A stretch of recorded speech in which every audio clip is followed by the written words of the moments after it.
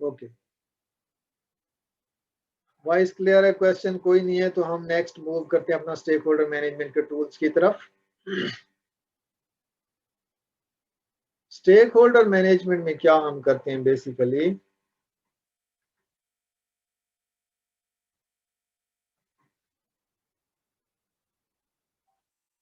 सबसे पहले हम ये देखते हैं कि स्टेक होल्डर कौन होते हैं, स्टेक होल्डर मैनेजमेंट क्या है और स्टेक होल्डर एंगेजमेंट क्या है।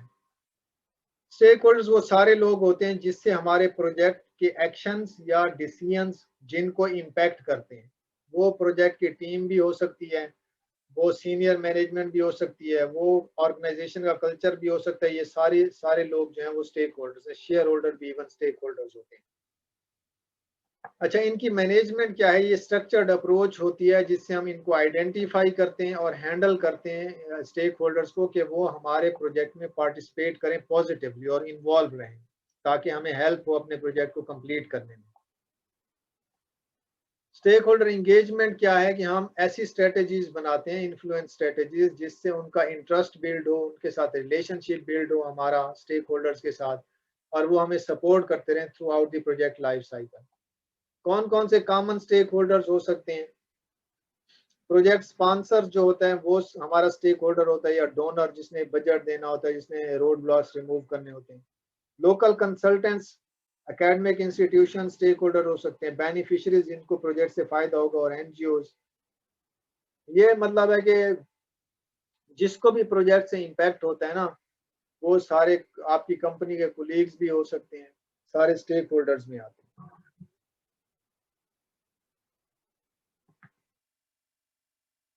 अच्छा, इसके बाद ये है कि स्टेक होल्डर एनालिसिस कैसे करते हैं, हम कैसे डिटरमिन करते हैं कि कौन से स्टेक होल्डर्स हमारी फेवर में हैं और कौन से स्टेक होल्डर्स के साथ हमें मतलब कुछ एक्शन प्लान लेना पड़ेगा उनको अपनी फेवर में करने के लिए। तो सबसे पहले हम ये देखते हैं कि कौन इंपॉर्टेंट है प्रोजेक्ट की सक्सेस के लिए, और आइडेंटिफाई करते हैं कि पोटेंशियल इफेक्ट स्टेक होल्डर का क्या होगा, प्रोजेक्ट पे नेगेटिव होगा या पॉजिटिव होगा। तो रोड ब्लॉक्स कौन से आ सकते हैं और कौन इनको रिमूव कर सकता है, और ये कि हमने स्टेक होल्डर्स के साथ कैसे इन्वॉल्व होना है, कैसे उसके साथ रिलेशनशिप बिल्ड करना है, कैसे उसको एंगेज करना है। इसका आउटकम ये होता है स्टेक होल्डर एनालिसिस का कि हम एक इन्हांस्ड रिलेशनशिप बिल्ड कर सकते हैं स्टेक होल्डर्स के साथ, मतलब हम बेहतर रिलेशनशिप बना सकते हैं। अजम्पशंस और पोटेंशियल रिस्क्स जो है वो क्लैरिफाई हो जाते हैं स्टेक होल्डर लाइन से, मैनेजमेंट से, और जो उनकी एक्सपेक्टेशंस होती हैं मैनेजमेंट की, वो भी हमारे पास एज ए आउटकम आ जाती हैं कि मैनेजमेंट असल में प्रोजेक्ट टीम से चाह क्या रही है, वो क्लियर ऑब्जेक्टिव्स आ जाते हैं। अच्छा, ये पोटेंशियल स्टेक होल्डर्स को जो है आइडेंटिफाई करने की डिफरेंट approaches दी गई है। One approach is to think in terms of categories and then list your stakeholders. ये कैटेगरीज जो डिफरेंट होती हैं उनको ये उनके एम्प्लॉयज हो सकते हैं, क्लाइंट्स हो सकते हैं, डोनर्स और पार्टनर्स हो सकते हैं, और बेनिफिशरीज हो सकते हैं।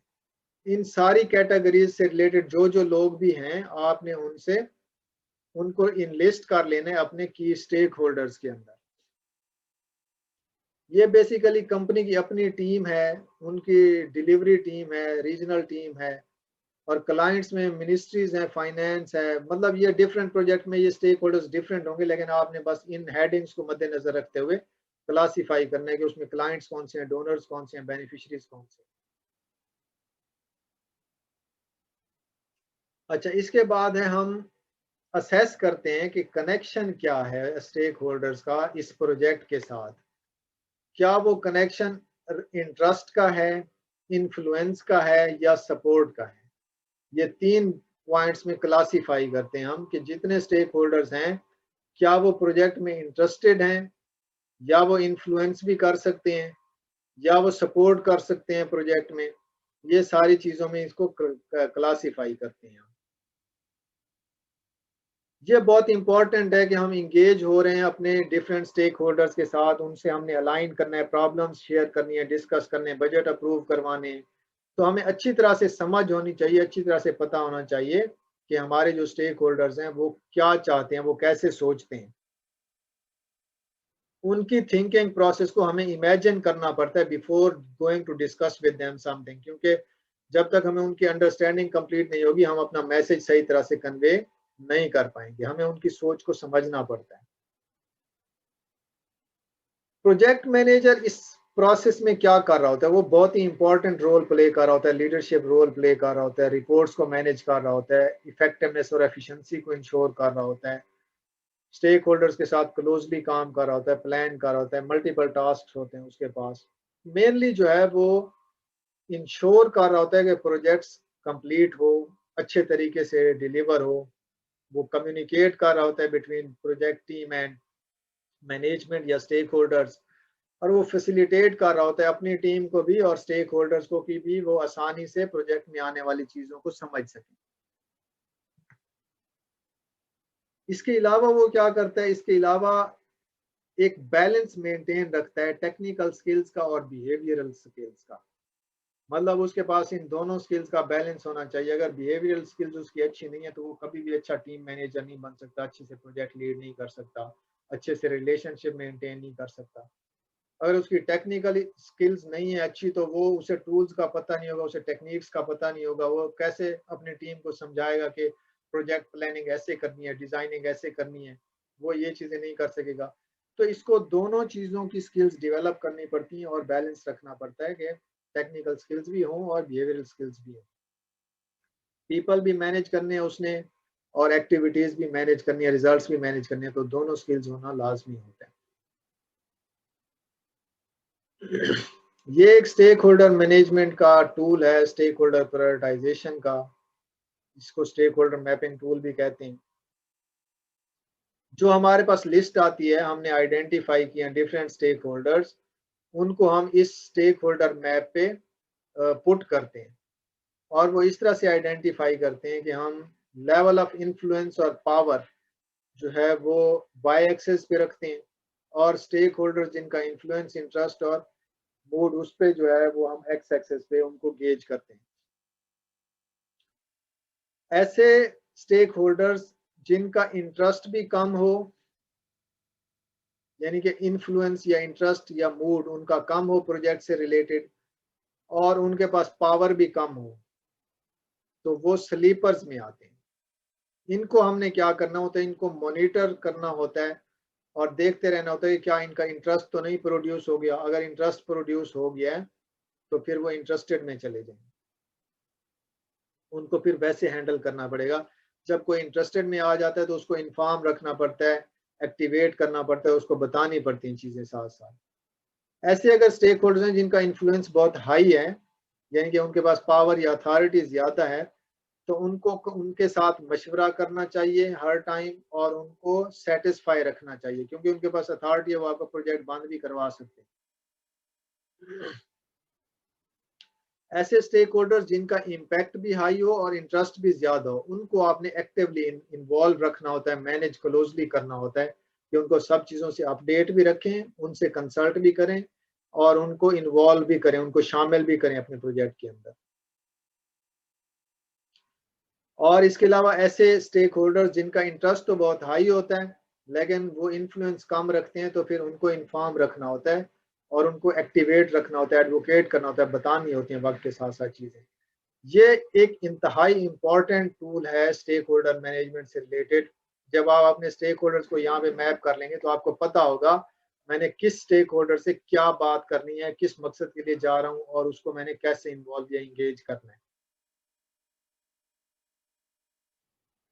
ये एक दूसरा स्टेक होल्डर एनालिसिस का मैप है। इसमें आप स्टेक होल्डर्स के नाम लिखते हैं, यहाँ पे रोल उनके लिखते हैं कि क्या वो करते हैं, उनको मैप करते हैं कि वो आपके लिए सपोर्टिव हैं या नेगेटिव हैं या क्या हैं। अगर वो आपके लिए मतलब सपोर्टिव हैं तो आप पहले उनको एक्चुअल मैप करते हैं और फिर उनका एक्शन प्लान बना के, ये जो ग्रीन आ रहे हैं वो एक्चुअल एक्शन प्लान के बाद आप उनका स्टेटस लिखते हैं कि वो अब सपोर्टिव हैं या नहीं है। फॉर एग्जांपल ये जोनल मैनेजर्स किसी प्रोजेक्ट के लिए पहले यहाँ पे थे न्यूट्रल में और बाद में आपने मीटिंग्स की, उनको अलाइन किया, एग्री किया और वो अब स्ट्रांगली सपोर्टिव में आ गए प्रोजेक्ट के।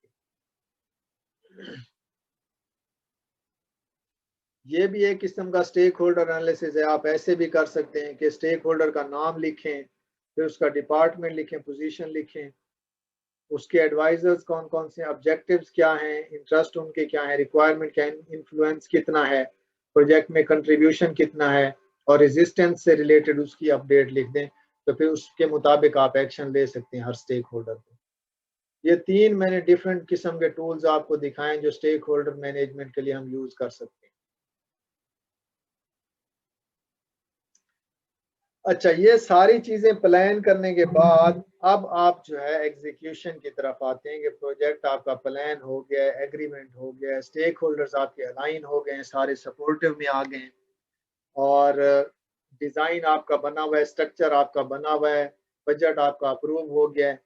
अब आपने एग्जीक्यूट करना। तो देखिए, ये सारी चीजें करने के बाद जब आप एग्जीक्यूट करेंगे अपना प्रोजेक्ट, तो फिर तो कोई चांस नहीं है कि आपका प्रोजेक्ट जो है वो फेल होगा। अगर फेल होगा तो वो रिस्क में आपने आइडेंटिफाई किया होगा, उसके अगेंस्ट आपने मिटिगेशन प्लान बनाया होगा। एग्जीक्यूशन में क्या करते हैं? एग्जीक्यूशन में हम स्कोप, स्केड्यूल और रिसोर्सेज, इन तीनों चीजों को साइकिल में रखते हैं और इम्प्लीमेंटेशन करते हैं। सबसे पहले कि जो जो एक्टिविटीज हमने प्लान की हुई हैं, कुछ पैरेलल हैं, कुछ सीक्वेंस में है, वो एक्टिविटीज इम्प्लीमेंट करें। फिर उनको ट्रैक करें कि वो मतलब सही जा रही है या नहीं, एक्चुअल वर्सेस प्लान, टाइम पे हो रही एक्टिविटीज, पूरी कंप्लीट हो रही या नहीं हो रही। और उसके अलावा हमने क्या करना है, मॉनिटर करते रहने कि प्रोसेस जो है वो आउटपुट के साथ अलाइंड है या नहीं है, हम जो रिजल्ट अचीव करना चाह रहे हैं वो अचीव हो रहे या नहीं। तो इसमें ड्यूरेशन भी काउंट करता है, इसमें प्रोजेक्ट मैनेजर की रिस्पॉन्सिबिलिटीज भी आती हैं और ऑन गोइंग मॉनिटरिंग और ट्रैकिंग भी होती है। इसमें जो एग्जीक्यूशन में प्रोजेक्ट मैनेजर रोल प्ले कर रहा होता है वो काफ़ी सारे होते हैं। वो कम्युनिकेट भी कर रहा होता है कि स्टेटस प्रोजेक्ट का क्या जा रहा है, डिफरेंट स्टेक होल्डर्स को अलाइन कर रहा होता है, एग्री कर रहा होता है, जहाँ प्रॉब्लम्स आ रहे होते हैं वो डिस्कस कर रहा होता है, प्लान अपडेट हो रहे होते हैं, डायनामिक होते हैं, कुछ चीज़ें चेंज होती हैं, उनको अपडेट कर रहा होता है, स्टेक होल्डर्स के साथ निगोशिएट कर रहा होता है, टीम के साथ निगोशिएट कर रहा होता है टारगेट्स पे, उनकी हेल्प और सपोर्ट कर रहा होता है, कोचिंग कर रहा होता है, डिसीजन मेकिंग कर रहा होता है और लीडरशिप रोल प्ले कर रहा होता है। ये सारे प्रोजेक्ट मैनेजर के रोल्स होते हैं during execution of the project. अच्छा, जब एग्जीक्यूशन स्टार्ट होती है तो उससे पहला जो डॉक्यूमेंट होता है हम बनाते हैं वो प्रोजेक्ट चार्टर होता है। प्रोजेक्ट चार्टर में क्या होता है, हम प्रॉब्लम या अपॉर्चुनिटी लिखते हैं कि क्या है। ये यूं समझे जो मैंने कंसेप्ट नोट की बात की थी, प्रोजेक्ट काम लिखते हैं, वो बेसिकली ये इस तरह का एक 1 पेजर होता है जिसमें उसका प्रॉब्लम या अपॉर्चुनिटी स्टेटमेंट होती है, बिजनेस केस होता है कि ये क्यों ज़रूरी है, इसकी क्या प्रायोरिटी या इंपॉर्टेंस है, इसके पोटेंशियल बेनिफिट्स क्या होंगे, उन पोटेंशियल बेनिफिट्स को हम मैयर कैसे करेंगे, उसके डिलीवरेबल्स प्रोजेक्ट के क्या होंगे, क्या इंप्रूव होगा, उससे कॉस्ट आएगी, क्वालिटी आएगी, डिलीवरी आएगी या एफिशिएंसी इफेक्टिवनेस आएगी, क्या आएगा। इस प्रोजेक्ट के स्कोप में कौन कौन सी चीज़ें हैं, कौन कौन सी स्कोप में इन है, कौन कौन सी आउट हैं, टाइम लाइन्स क्या हैं, डिफरेंट माइलस्टोन्स कब कब के सेट किए हुए हमने। और फिर हमारा स्मार्ट ऑब्जेक्टिव होता है कि हम उसमें स्मार्ट ऑब्जेक्टिव बनाते हैं, इस प्रोजेक्ट से हम ये चीज़ डिलीवर करने वाले हैं। वो मेजरेबल, स्मार्ट का मतलब है कि स्पेसिफिक, मेजरेबल, अचीवेबल, रियलिस्टिक और टाइम बाउंड होता है ऑब्जेक्टिव। ये एक प्रोजेक्ट चार्टर का टेम्पलेट है प्रोजेक्ट का। ये एक दूसरे प्रोजेक्ट चार्टर का टेम्पलेट है कि हम सबसे पहले बैकग्राउंड बताते हैं इंफॉर्मेशन के, ये प्रोजेक्ट किस चीज़ से रिलेटेड है, कॉन्टेक्स्ट बिल्ड करते हैं और फिर उसके ऑब्जेक्टिव बताते हैं कि एक्सपेक्टेड आउटकम क्या होगा, ये क्या हम प्रोजेक्ट करने जा रहे हैं, उसके डिलीवरेबल्स क्या होंगे, अगर कोई और प्रोजेक्ट इसके साथ लिंक्ड है तो वो कौन सा है, फाइनेंशियल एक्सपेक्टेड बेनिफिट्स में फाइनेंशियल कौन से होंगे, स्कोप में इन कौन कौन सी चीज़ें हैं, आउट ऑफ स्कोप कौन कौन सी चीज़ें हैं। इसके अलावा हम ये बताएंगे कि प्रोजेक्ट की टीम का स्ट्रक्चर क्या होगा, लीडर कौन होगा, कोर टीम कौन सी होगी, कहाँ से ये प्रोजेक्ट निकला है, टाइमलाइन क्या होगी प्रोजेक्ट की, ये फॉर एग्जांपल नवंबर से लेके जनवरी फरवरी तक है ये प्रोजेक्ट 2017-18, और इसके लिए अगर कोई स्पेसिफिक रिसोर्सेज रिक्वायर्ड हैं इस प्रोजेक्ट कैरी आउट करने के लिए तो वो कौन से होंगे। ये सारी चीजें हैं जो प्रोजेक्ट चार्टर में, ये वन पेजर होता है, ये डॉक्यूमेंट साइंड होता है बाय स्पॉन्सर, प्रोजेक्ट मैनेजर और प्रोजेक्ट टीम जो होती है, स्पॉन्सर, प्रोजेक्ट मैनेजर और की स्टेक होल्डर जो होते हैं। अच्छा, प्रोजेक्ट स्कोप एक बहुत ही इंपॉर्टेंट चीज है, मैंने बताया था आपको तकरीबन 52% प्रोजेक्ट्स ऐसे होते हैं जिनका during the project execution scope change हो जाता है किसी भी वजह से।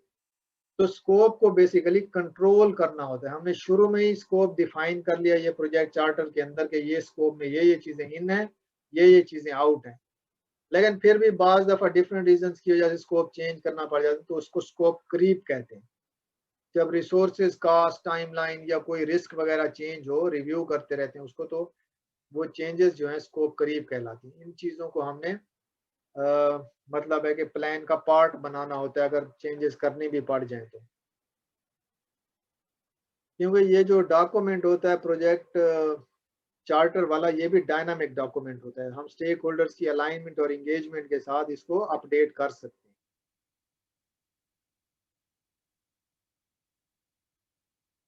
फिर एक्टिविटी स्केड्यूलिंग करते हैं हम एग्जीक्यूशन में, कि जो एक्टिविटीज हमने वर्क ब्रेकडाउन स्ट्रक्चर्स में बनाई थी उनको कौन कौन से टाइम पीरियड में कौन कौन रेस्पॉन्सिबल होगा, जो कर रहा होगा उसका टारगेट क्या होगा, ये सारी चीजें एक्चुअल वर्सेस प्लान यहाँ पे मॉनिटर होती हैं।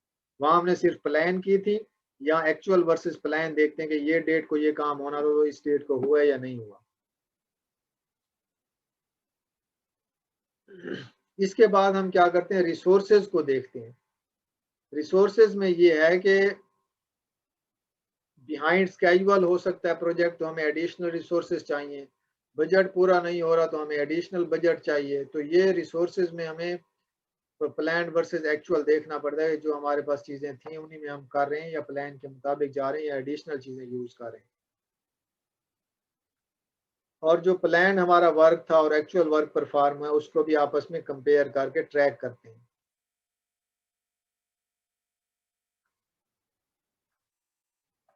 जब हम टीम को टास्क असाइन करते हैं तो एक रेस्पॉन्सिबल जो प्रोजेक्ट मैनेजर होता है उसका काम होता है कि वर्क को इक्वली डिस्ट्रीब्यूट करे, रेस्पॉन्सिबिलिटीज को इक्वली असाइन करे और ऐसे रिसोर्सेज को असाइन करे जो उसके कैपेबल हों, क्योंकि एक्टिविटीज डिफरेंट टाइप की होती हैं, रिसोर्सेज की कैपेबिलिटीज भी डिफरेंट होती हैं।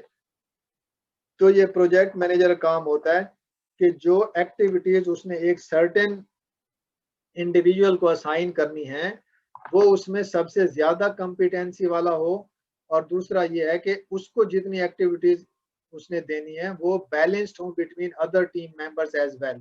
मतलब ये ना हो कि सारा काम आप 2 बंदों को दे दें और बाकी जो 3 टीम मेंबर्स हैं वो ऐसे ही फिरते रहे, उनके पास 10% एक्टिविटीज हैं। तो ये बैलेंस रखना होता है, उसके लिए हम जो एक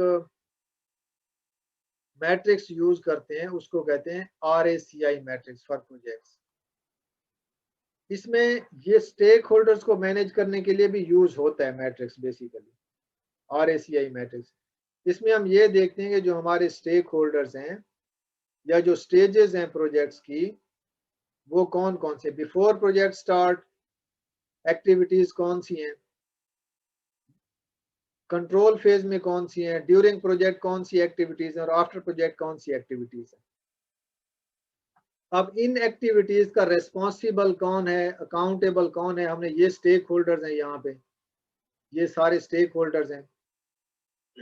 हमने इन स्टेक होल्डर्स को इन एक्टिविटीज से रिलेटेड क्या करना है, कौन इसका रेस्पॉन्सिबल है, कौन इसका अकाउंटेबल है, कौन कंसल्टेड है और कौन इन्फॉर्म्ड है, ये हम एक मैट्रिक्स बनाते हैं। इसमें हमारी प्रोजेक्ट की टीम भी आ जाती है और हमारे जो की स्टेक होल्डर्स होते हैं वो भी आ जाते हैं। तो ये एक टूल हमें हेल्प करता है कि हम रेस्पॉन्सिबल, अकाउंटेबल, कंसल्टेड और इन्फॉर्म जो है वो रखें सबको, जो उनके रेस्पॉन्सिबल हमने डिफाइन किए भी। अच्छा, प्रोजेक्ट टीम सिलेक्ट करते हुए बहुत इंपॉर्टेंट होता है कि हमने चूंकि प्रोजेक्ट को सक्सेसफुल बनाना है तो ये बहुत ज्यादा इंपॉर्टेंट होता है कि हम टीम ऐसी सिलेक्ट करें जो कैपेबल हो, जो डाइवर्स हो और क्रॉस फंक्शनल हो। तो उसमें एक प्रोजेक्ट मैनेजमेंट या प्रोजेक्ट लीड करने वाली कॉम्पिटेंसी वाला जो बंदा होता है उसको हम करते हैं प्रोजेक्ट लीडर। उसकी प्रोजेक्ट मैनेजमेंट की और प्रोजेक्ट लीड करने की कॉम्पिटेंसी सबसे हाई होनी चाहिए, उसके पास सर्टेन सर्टिफिकेशन होनी चाहिए। और फिर उसके मेंबर्स होते हैं, टीम मेंबर्स जो डाइवर्स होते हैं, वो डिफरेंट बैकग्राउंड से होते हैं, डिफरेंट ऑपरेशन से होते हैं, जो रेलेवेंट होने चाहिए प्रोजेक्ट के ऑब्जेक्टिव्स के साथ। तो उसके साथ ही हम प्रोजेक्ट का स्पॉन्सर भी डिफाइन करते हैं, कोच भी डिफाइन करते हैं, और फाइनेंशियल कंट्रोलर भी कि अगर हमें बजट से रिलेटेड कोई चीजें हैं करनी तो वो फाइनेंशियल कंट्रोलर हमारा हेल्प कर सके उस प्रोजेक्ट को। ये असाइन करने होते हैं रिसोर्सेज, टीम के मेंबर होते हैं ये सारे। ये एक प्रोजेक्ट टीम की एग्जांपल दे दी है यहाँ पे, जिसमें प्रोजेक्ट कोच भी है, प्रोजेक्ट स्पॉन्सर भी है, ऑनर प्रोसेस ऑनर भी है, प्रोजेक्ट लीडर भी है, और ये टीम के मेंबर्स भी हैं। ये रिस्पॉन्सिबिलिटी मैट्रिक्स है, रोल्स एंड रिस्पॉन्सिबिलिटी मैट्रिक्स। ये दूसरा टूल है जिसमें हम वर्क बैलेंस कर सकते हैं बिटवीन द टीम मेंबर्स। जो टीम के मेंबर्स हैं डिफरेंट, उनके लिए हम जो रिस्पॉन्सिबिलिटीज हैं उनको डिस्ट्रीब्यूट कर सकते हैं इक्वली। और ये है कि जिनकी कॉम्पिटेंसी जिसमें ज्यादा है उनको वही रिस्पॉन्सिबिलिटीज असाइन कर सकते हैं जो डिफरेंट एक्टिविटीज हैं। यहाँ पे ये एक्टिविटीज हैं डिफरेंट, और ये बंदे सारे उनके रिस्पॉन्सिबल हैं। और जिसकी रिस्पॉन्सिबिलिटी अगर वो एक दिन नहीं आता तो उसका फर्स्ट बैकअप कौन होगा, उसका सेकंड बैकअप कौन होगा, और उसका फर्स्ट बैकअप कौन होगा। ये वो सारा प्लान हुआ हुआ है ताकि मीटिंग जब हो तो कोई भी ऐसा ना हो कि एक्टिविटीज नहीं कैरी आउट हो सके, तो उसकी रिस्पॉन्सिबिलिटी या अकाउंटेबिलिटी हम असाइन ना कर सकें। अच्छा, इसके बाद कम्युनिकेशन प्लान बड़ा इंपॉर्टेंट होता है। आपने एक ट्रांसपेरेंसी रखनी होती है, इंगेज रखना होता है स्टेक होल्डर्स को और टीम को, और ट्रांसफॉर्मेशन की इम्प्रूवमेंट जो आई है, ट्रांसफॉर्मेशन जो चेंजेस आई हैं उनको कम्युनिकेट करना होता है। देखें इसमें वर्बल भी होती है, नॉन वर्बल कम्युनिकेशन भी होती है। अब आपने वर्क प्लेस में जो चेंजेस किए हैं वो नॉन वर्बल कम्युनिकेशन होगी, उसका अलग एक प्रोसीजर होगा। अगर आपने स्टेक होल्डर को अलाइन करना है, कोई उसके साथ ब्रीफिंग करनी है, तो वो वर्बल कम्युनिकेशन आप करेंगे या रिटन कम्युनिकेशन करेंगे। तो ये डिफरेंट टेक्निक्स कम्युनिकेशन की आनी चाहिए, और ये जो टूल्स हैं वो कम्युनिकेशन के यूज होते हैं। यहाँ पे एक टूल दिया हुआ है कि आप फेज किस में है, ट्रांसपेरेंसी फेज में है, एंगेजमेंट फेज में है, या ट्रांसफॉर्मेशन फेज में है। ये प्रोजेक्ट के फेजेस होते हैं जो प्रोसेस इंप्रूवमेंट के प्रोजेक्ट्स होते हैं। उनमें आप पहले प्रोसेस की ट्रांसपेरेंसी लेके आते हैं, फिर स्टेक होल्डर्स को इंगेज करते हैं, फिर उसको चेंज करते हैं, ट्रांसफॉर्म करते हैं। तो डिफरेंट फेजेस में कौन कौन से टारगेट ऑडियंस होंगे, उनके लिए की मैसेज क्या लिखने हैं हमने, और किस चैनल के थ्रू, यानी वो वर्बल होना है, नॉन वर्बल होना है, पिक्टोरियल होना है, या प्रेजेंटेशन होनी है, किस मेथड के थ्रू हमने उसको फेस टू फेस होगा या टेलीफोन कॉल होगी वो कम्युनिकेट करना है। ये भी बड़ा जरूरी और इम्पोर्टेंट होता है। अच्छा, इसके बाद है प्रोजेक्ट क्वालिटी। जी, यहाँ तक कोई क्वेश्चन हो अगर किसी का, तो स्टेक होल्डर मैनेजमेंट से रिलेटेड और प्रोजेक्ट एग्जीक्यूशन से रिलेटेड।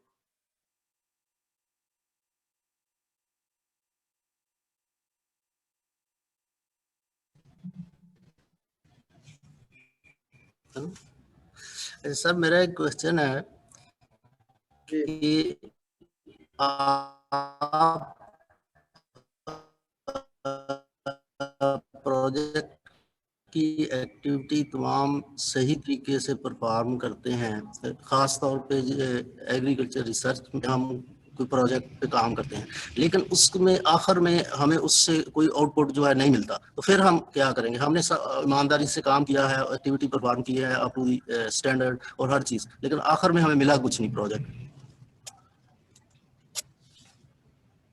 अच्छा, ये जो हमने आज ट्रेनिंग में डिस्कस किया, तकरीबन टोटल प्रोजेक्ट का 80% टाइम हमने